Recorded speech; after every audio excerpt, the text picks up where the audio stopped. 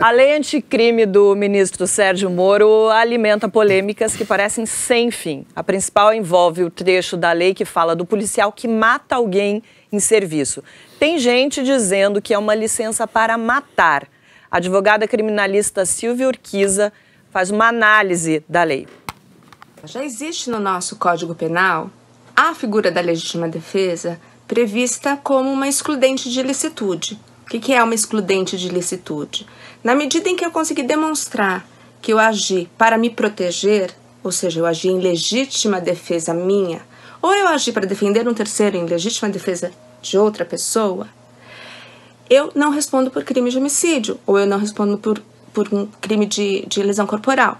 Só que você tem que provar para um juiz que você realmente matou em legítima defesa e que também não cometeu excessos. Por exemplo, para impedir que uma pessoa me dê uma facada, eu dei 15 tiros nele. Pode até ter sido necessário, mas eu vou ter que provar que aqueles 15 tiros foram necessários.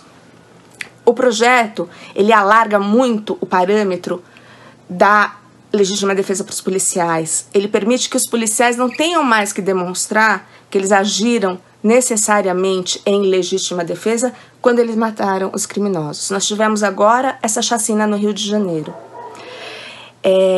A violência vai aumentar na medida em que a polícia se sente mais segura de não ser punida por atos que ela venha exceder as suas funções.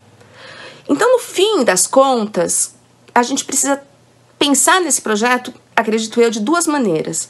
Uma, abrindo o debate do projeto para outras vozes que tenham mais experiência com a criminalidade comum, para ver quais são as possibilidades de melhorar e tornar essa lei uma lei, de fato, anticrime, com o objetivo mesmo de tentar diminuir a criminalidade no Brasil. A ideia é sair completamente de uma discussão política. Não é um projeto ele sim, ele não. Se o Código Penal já tipifica a legítima defesa e define a violenta emoção como atenuante, por que então mudar a lei? Zé, essa lei é conivente com os maus policiais? Eu acho que ela toca em pontos bem interessantes, sem intelectualizar muita discussão, porque no YouTube não é lugar para isso. A gente está pensando muito essa questão do Estado hoje, filósofos como Agamben ou Rancière, que pensam, são dois momentos do Estado. Tem a cúpula, que pensa, como o Moro está fazendo agora, o que a gente vai fazer para isso, o que eu vou propor tal, e tem a ponta, que é quem realmente representa o Estado no confronto. E o que a gente percebe no Brasil, que a distância entre a cúpula e a ponta é gigantesca. Ela cita a chacina de sexta-feira aqui, né? No mesmo dia que morreram os 10 meninos do Flamengo, morreram 13 nessa chacina que ocorreu nessa mesma cidade. A maior chacina policial em 12 anos no Rio de Janeiro. A gente tem absoluta certeza que ninguém nunca vai entender o que aconteceu de verdade naquela situação. Porque a gente nunca apura essas situações, a gente nunca sabe se os policiais exageraram ou se era legítima defesa. Então, eu acho sempre muito perigoso quando a gente começa a fazer esse tipo de movimento como o Moro está fazendo agora, da distância entre aquilo que ele está achando que ele está propondo e aquilo que vai ser executado na ponta. Porque pela nossa longa história aqui nesse país, a ponta sempre trabalha em mecanismos muito próprios. A milícia começa assim. É assim que começa a milícia no Rio. A gente é mais ou menos uma espécie de terceiro poder, a gente ocupou um vácuo do Estado, agora a gente vai fazer uma legislação própria para gerir esse território. Então a gente tem que tomar muito cuidado, me chama muita atenção e me preocupa esse tipo de ideia de gabinete, entendeu? Como está sendo colocado agora. Posso propor uma leitura diferente? Pode. Claro. E eu estou levantando isso como hipótese de maneira alguma baseado em informação. O Moro, o ministro Sérgio Moro, jamais deu qualquer tipo de declaração, antes de se tornar político, que levasse a compreender que ele fosse alguém favorável à leniência com um policial violento. Isso não parece fazer parte do pacote. É certamente um homem conservador, tudo mais, mas não parece ser desse corte de conservadorismo.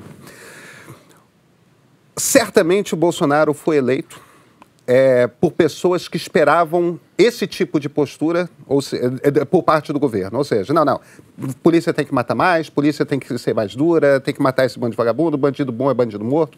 Isso faz parte do núcleo de eleitores típicos do Bolsonaro desde antes dele ser candidato à presidência da República. De uma parte, né? De uma parte. Do núcleo duro, ele faz parte do núcleo duro dele como deputado. Antes de ele ser candidato majoritário, não estou de forma alguma dizendo que o grosso do eleitorado é isso não, tá? Mas faz parte.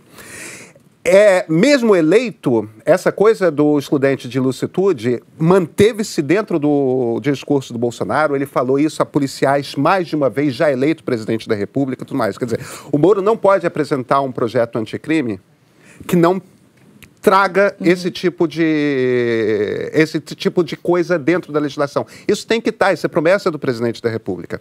Agora, por outro lado, esse troço é inconstitucional. E o Moro sabe disso. Porque, por um motivo muito simples, a garantia da vida é uma cláusula pétrea. Você não pode deixar... Não existe na Constituição brasileira nenhum tipo de permissão. Não, eu posso, por ser policial, eu posso dizer que eu simplesmente tomei um susto, eu estava tomado por emoção violenta, ou seja, lá. Não existe como, dentro da Constituição, isso ser tolerável. Ou seja, essa lei sendo aprovada, esse troço vai ser derrubado no Supremo em 2 tempos. O que eu estou sugerindo aqui é o seguinte: da maneira como esse troço foi apresentado, o governo cumpre uma promessa de campanha, sinaliza para o eleitorado dele, para esse núcleo do eleitorado dele, que essa promessa foi cumprida, e, no entanto, esse troço não vai ser daí, porque o Supremo vai derrubar, porque é inconstitucional. Ou seja, só uma satisfação para o eleitorado? É só uma satisfação para o eleitorado. Fora um golpe de Estado suspendendo a Constituição, isso não acontece. Essa lei, esse pedaço da lei, não é viável. Fala, Felipe. Não. Isso que o Pedro está falando é uma possibilidade que aconteça de fato, e é claro que o Jair Bolsonaro tenta dar uma satisfação também ao eleitorado, colocando para avançar a bandeira de campanha dele. Só é bom destacar o trecho da lei, né, que o Sérgio Moro propôs, que o agente responderá pelo processo, então ele vai responder em relação ao seu excesso doloso ou culposo, e ele diz que o juiz poderá, quer dizer, não deverá reduzir a aplicação da pena ou deixar de aplicá-la em casos de surpresa, excusável medo ou violenta emoção, que são casos de interpretação subjetiva, né? São expressões vagas, e isso vai ter de ser analisado de acordo com o processo, de acordo com as provas coletadas, e vai depender do julgamento do juiz sobre isso que aconteceu, de acordo com a forma como ele vê o caso, né? Como o Godoy estava dizendo, muitas vezes a gente não sabe o que aconteceu. Hoje mesmo, em relação a essa operação, o chefe lá dos policiais disse que houve um cerco aos bandidos, que eles começaram a atirar e tal. Aí o ouvinte, obviamente, pensa, mas é claro que o chefe dos policiais ia dizer isso e tal. No processo, a gente, obviamente, quer que todas as provas sejam coletadas e o juiz julgue de acordo com as provas. Então é preciso deixar claro que, embora o Jair Bolsonaro tenha proposto isso, o Moro buscou uma forma que é relativamente equilibrada, modulada em relação ao discurso do Bolsonaro, que era muito forte. Eu sempre olhei com muitas ressalvas para tudo isso, porque eu sempre defendi um endurecimento do combate ao crime e tal, mas tem que ver no detalhe como é que isso vai ser formulado. Então tem muita bandeira de campanha que depois vira um texto que envolve muita jabuticaba, que causa problema, e a gente tem que analisar a minúcia do texto, né?